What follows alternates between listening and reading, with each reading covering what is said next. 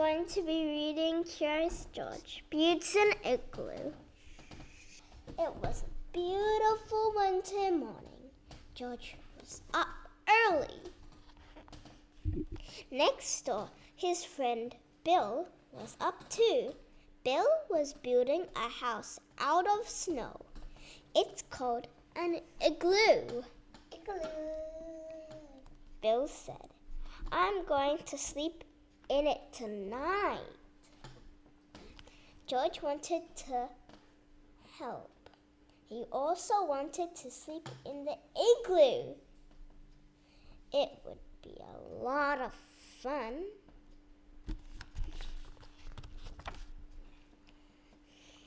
George tried stacking some blocks of snow. It was not easy. They kept slipping and sliding.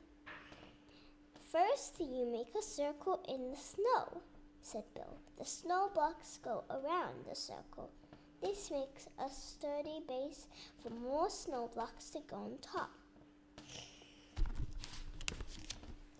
Bill showed George how to stack snow blocks on top of the base. Around and around they went until there was only a hole left at the top.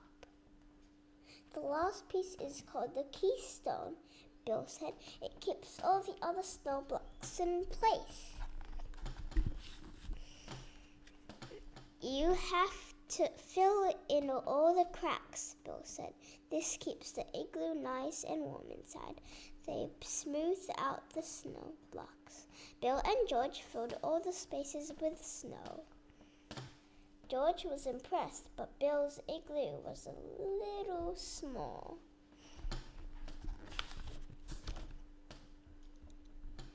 George wanted to build his own igloo, a big igloo that could fit his bed and some friends and maybe a party with music.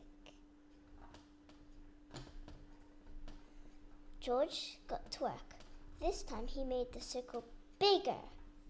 He stacked the snow blocks around and around, just as Bill had taught him.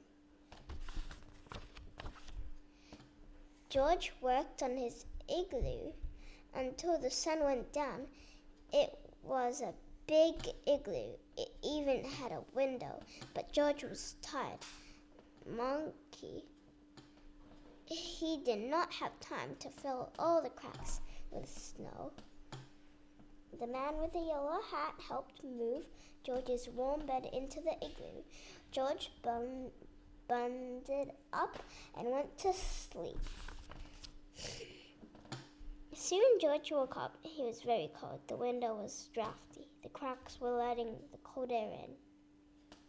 George really wanted to spend the night in an igloo. What could he do? Then George had an idea. I think he forgot the snow.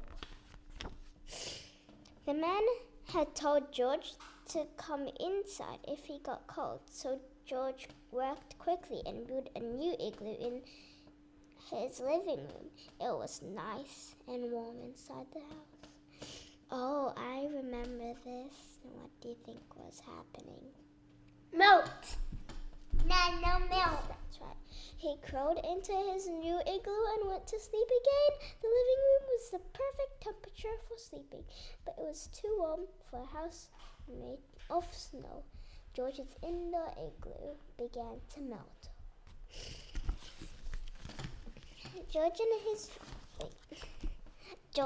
When George woke up the next morning, his igloo had melted. It had turned into a big puddle and a big mess to clean up. Lucky for George, his outdoor igloo was still standing. The big igloo was too cold for sleeping, but it was just right for a party. George and his friends spent the whole winter playing in his big igloo, but it melted away in the spring. I thought the grown-ups and the